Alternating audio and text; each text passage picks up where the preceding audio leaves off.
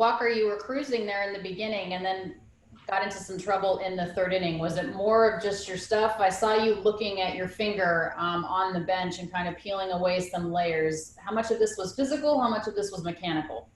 We made the decision for me to go out there and pitch, and just didn't go our way in the third. Obviously the couple home runs, but other than those two swings, I think made some decent pitches and just didn't get out of it, and that's on me. So, luckily we have a bullpen to kind of float us until late there and score some runs and get us back in it and pull off a win. Do you think if you weren't suffering from the blister situation a couple of weeks ago that there wouldn't have even been an issue with the trainer coming out just to see what was going on? More of an opportunity to kind of work your way through it? Yeah, I don't think the trainer would have come out without it, but it is what it is. You know what I mean? I feel good physically. I just didn't make pitches, and that's kind of it. Does it affect you on a certain pitch more than others? Not necessarily. Just trying to really establish the fastball. I had a pretty good fastball going the first two innings, so it's not necessarily one pitch. It's just kind of is what it is at this point, and trying to learn how to deal with it and execute. And I assume that my goal is to be better next time. But at the end of the day, I've said it a million times. I've had a few tough ones this year, and I haven't sunk the ship. We're still a really good team, and happy to get out of here with a win. Thank you. Next question is from Jack Harris. Go ahead, Jack. So, Walker, do you have any concerns about any long-term things with the blister popping back up?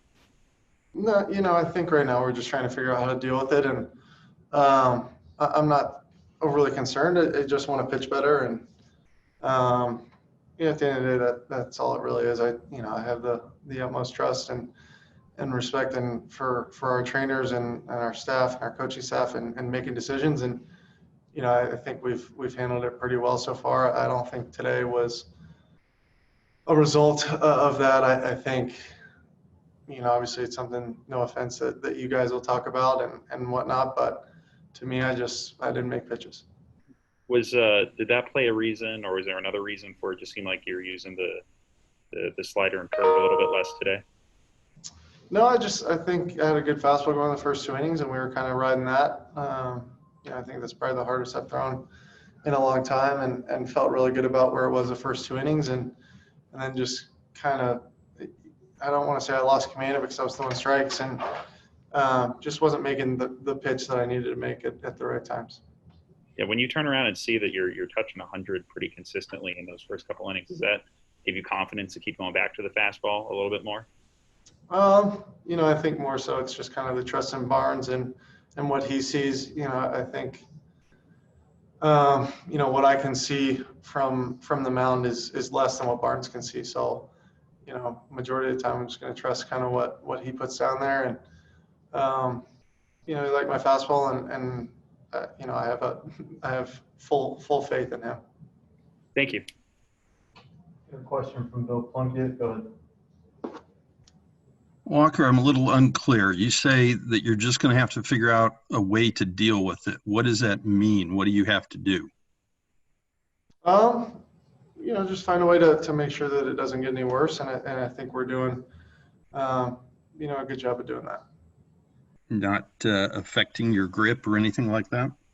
No, I don't think so. I feel good with the baseball in my hand. Obviously, it's coming out of my hand about as good as it has ever. So, in all, it's just an adjustment. There's stuff that you're going to have to do differently, and stuff you can do the same. And I felt good. I felt good with where I was at physically today. Thanks. Thanks, Walker. Dave Roberts now available. First question from Arizon. Go ahead. Dave, knowing the outside pressure that's been on Gavin Lux and perhaps some pressure of his own on himself, how good is it to see him be able to work counts and capitalize in situations, even when he's not necessarily expecting something soft in that at bat, and give the team the lead and ultimately the win? It's good. It's good to see. I think that he's playing much more like himself, more free and easy. And yeah, had a ball the other way for a homer, and then that ball down below stayed through it, with obviously a big hit, the difference in the game. But just taking good quality at bats, and it's fun to watch. And everyone who's in there, sometimes it just takes a little time to kind of get your feet under you. You guys come from behind several times tonight, but also leave a village on base with 15 guys left on base. Are you thinking in the dugout that you're shooting yourselves in the foot and really thankfully come away with a win? Yeah, I think a little bit of that. I thought, still, I thought offensively, to get guys on base, you still have to have good at bats to leave them on. Yeah, pushing them across certainly is something. But I thought offensively, we did a nice job. Walker, I thought the stuff was good early. Just made a couple bad pitches. And I thought the bullpen overall, did a nice job. You guys did a really good job getting walks tonight. I mean, what the amount of walks that you earned, speaks a lot to what you guys are doing offensively. I mean, how big is that in terms of being a part of your game? It's great. It's a big part of our game, and I think that's something we talk about is just taking good at bats, and you take what the pitcher gives you. And I thought, all of our guys, I thought, used a big part of the field at times tonight, and doing that, taking walks when given to you. So, yeah, again, offensively, I thought that approach collectively was pretty good. Walker says the blister was not a factor tonight, that it wasn't physical. It just wasn't landing his pitches. He gets into trouble in the third inning. I mean, how much is it physical versus just not hitting his spots?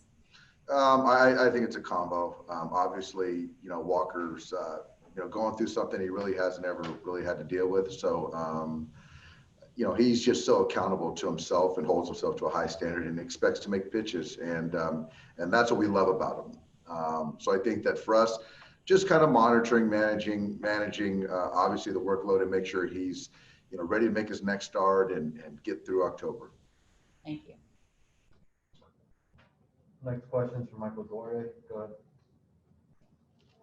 Hey, Dave, two quick questions. First, when you came out to visit Walker before you ultimately took the ball from him, you guys were looking at that finger with the trainer. What specifically were you looking for with the blister? And then the second question is, you had just said recently, as of a couple of weeks ago, Gavin still kind of looked uncomfortable or timid at the plate to you. What are you seeing different now when he goes in that box? Well, with Walker, I just wanted to make sure that, there was nothing that changed with the finger before that inning to throwing 20 pitches, something like that. Call it 20 pitches. I just wanted to make sure.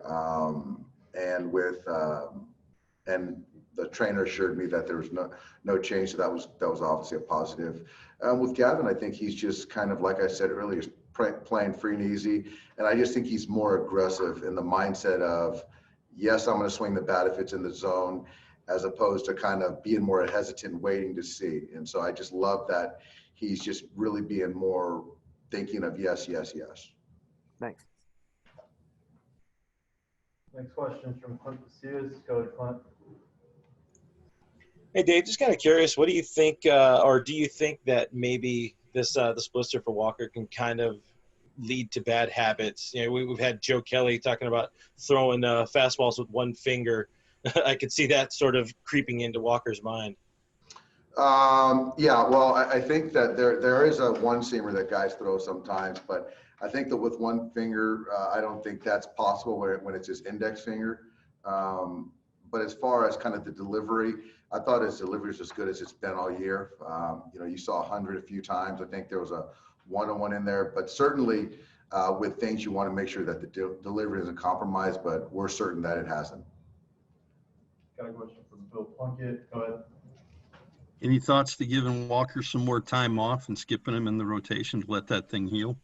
Yeah, right now that's not the plan, but obviously, we'll see how it is tomorrow. And this is kind of discussions with obviously Walker, but more importantly, the training staff, and see where we're at to not, put him in any kind of jeopardy or us. So it's a conversation, and we'll see where we're at tomorrow.